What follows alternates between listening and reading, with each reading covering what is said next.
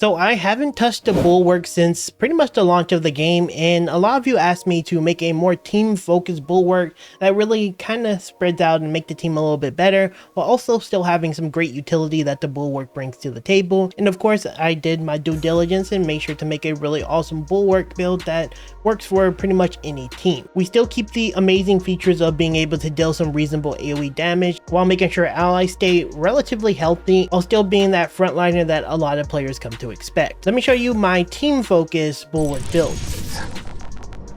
Alright, so now before we jump into the actual build, let's talk about the Bulwark and this build a little bit more specifically, because there are some changes. The main thing you're going to notice with this build is that we're going to have a bigger focus on making sure that allies stay healthier. Typically we swap from having as much damage to having a little bit more like team utility so they can stay alive, because I do notice sometimes players have a problem with staying alive, and so this is going to really help. And you know, sometimes you get chipped down, and having the ability to get a bit of contested healing whenever it's like one of those tough situations, it can actually be pretty useful. I'm not very shy about using my banner at all, and as you can probably see on screen now with one of the situations where I kind of just spawned in and it was actually pretty tough, the build that I use now just made sure I just walked away with full health even though I made a lot of mistakes. And that's kind of the purpose of this build, to give you a ton of team utility while also just being really good. It's probably not much different from any Bulwark build. You're just gonna drop your banner when things are tough and you just beat things up. It's a pretty straightforward build. Alright, now that we got the basics of the build out of the way, let's talk about the build itself. So, under our first column, we're going to be getting Intimidating Aura. A perfectly timed parry deals area effect damage within a 5-meter radius. Honestly, while these other two have their value, at the end of the day, this is one of the best perks in the entire game. You're going to be parrying, generally speaking, on pretty much every class, and being able to do AoE damage with no cooldown is just way too good to not get.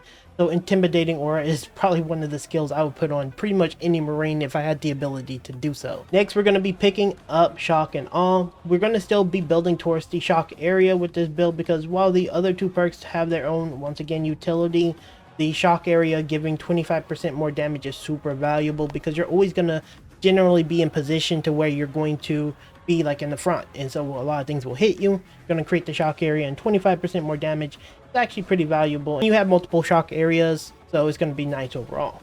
Next, we're going to be getting Defensive Advantage. A perfectly timed parry creates a shock area for 5 seconds. Cooldown is 30 seconds. A 30-second shock area is really nice for AoE control, and it has a really low cooldown, and again, it actually synergizes really well with Shock and Awe. You generally probably won't see much more than these being picked in the core skills, mainly because the other ones are just not as good, but yeah, it's okay. For our team perk, we're actually going to be changing it up from what we had before. We're going to be going Advanced Condition. Contested health base 50% more solely for all squad members. And initially when I first saw this perk, I didn't understand how good fading your health was, and until I got this perk. And basically what this does is, to some degree, basically makes it so if you do a good amount of damage, you can make sure that when you make a mistake, you can correct that mistake by just getting the health back to some degree. And if you do enough damage, you'll actually overheal, and this being like drained slowly actually helps a lot. I think it's one of the better team perks in the game, and I definitely see myself using this a little bit more than the Unyielding Ceramite from my previous build.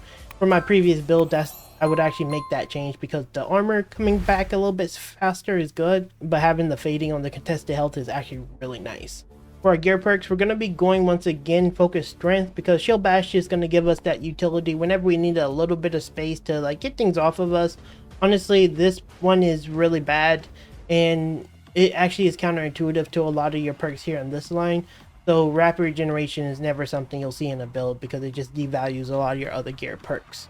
Next, we're going to be picking up Invigorating Icon. This is one of the perks that a lot of you wanted me to try, and I think it's an absolutely great perk. Of course, I went with initially the Purity of Purpose, mainly because I like the damage, and it is a really good amount of damage, especially if you have someone resetting your cooldowns. But if you're looking for a more casual team focus thing, Invigorating Icon is going to be really great, because it's just going to help you get your maximum contested health. And since you have this perk already here, Advanced Conditioning, it's going to make it drain slower. You activate a kill, like a execution, you instantly get your health back. Do a lot of damage with your melter, you get your health back. It's actually really good synergy for a team-based build. And if you have someone that can help you with your cooldowns, like a sniper or a vanguard, you guys never die. It's really, really beautiful. For our final gear perk, this is going to be one of the perk trees that's actually really good in the game. I think it's great because it has a lot of option. But we're going to be going with Glory Shield. All team members within the banner area take 10% less damage. A lot of you really want Rejuvenating Effect, and the problem with Rejuvenating Effect is two things. Rejuvenating Effect inherently means that your team went down, and in my opinion, that means you didn't drop your flag in time to save them.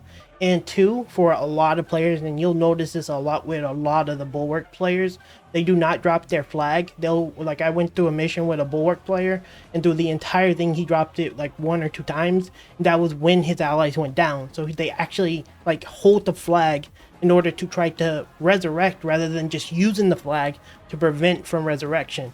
One thing that's always important, whether it's in video games and in real life when it comes to your health, prevention is always better than trying to fix it after it becomes a problem. And this is what basically Rejuvenating Effect does. It fixes the problem that you already had when you could have prevented it from happening from just simply dropping your banner. And looking at where it's placed like around like level like 9 or something. This is when players are typically weaker. They can't kill, so you need to like resurrect them. When you're talking about in-game, players are efficient enough at killing, so it's actually more better to help them stay alive before getting downed. Or for me, I still think Inspiration is the best go-to by a large margin, because it's better to just kill the enemy first while giving them that stand their groundish. And it'll actually help with the Invigorating Icon and the Advanced Conditioning, because the more damage you do, the more contested health you'll restore. So this is actually the better lineup, but for a more casual approach, Glory Shield would be probably better. I would actually go between these two, but do not use Rejuvenating Effect. There's no time in the game where you should be using this, and in most cases when I'm playing, I never use this ability because I prevent them from dying. I don't try to correct mistakes after they're dead. Finally, for our signature perk, this is going to be another one of those situations where he actually has really good signature perks. Armored Advance is going to help you be more tanky and like not be controlled as much, which will help you like get your flag down or get things down. And then Defensive Master is just going to help you with killing things a little bit easier, 120-second cooldown, which is actually pretty decent.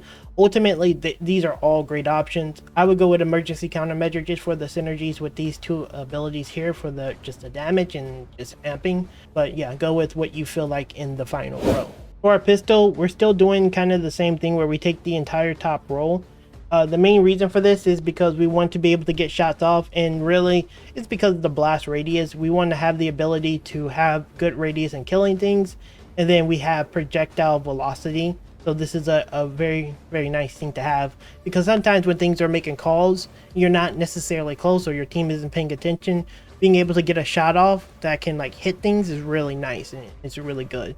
So yeah, you're going to take the top row, common cooling, you're going to pick up rapid cooling, get blast radius, perpetual velocity. We're gonna get perfect radius, and then we're gonna end off with charge cooling because we want to make sure that we can keep shooting. It's really good. Nothing too special here, but really cool. I actually should be using the better version of this. For our sword, we're using a parry based build, so we're gonna be using a fencing based weapon. If you're having a problem with parrying, this is probably why. We're using the Glamorous Crusade.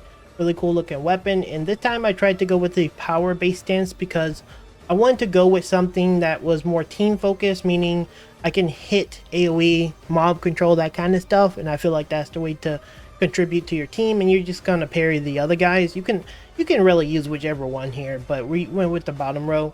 We're gonna get more melee damage. We're gonna get, whenever you swap, you're gonna get take 20% less range damage, and it's kind of nice because I do swap a little bit more because I'm a little more experienced with the class.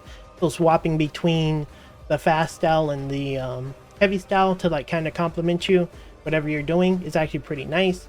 You're going to be picking up Perpetual Strength, Tranquility, Fallen Power, World Stance. You don't lose control upon taking a heavy hit, so this is actually really great synergy to making sure you stay like strong and not get knocked around the place. Flashing Blade is going to give you one more extra combo to the power style.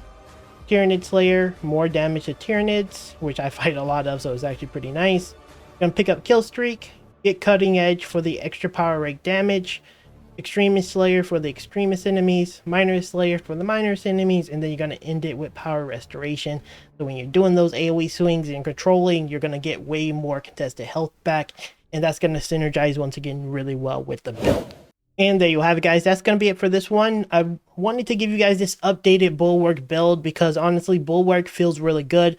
I actually haven't played him since the launch of the game. And, you know, since the launch of the game, a lot of us gotten better at our parrying, at map awareness and things like that. And while I have said in previous videos, he's not something I would put in my meta team, when I'm playing him, he feels very powerful and he's a great Marine. He's really good. I want to be clear about that. He's a great Marine. I really love him. But yeah, really glad I was able to get you guys an updated build. Let me know what you would like to see next.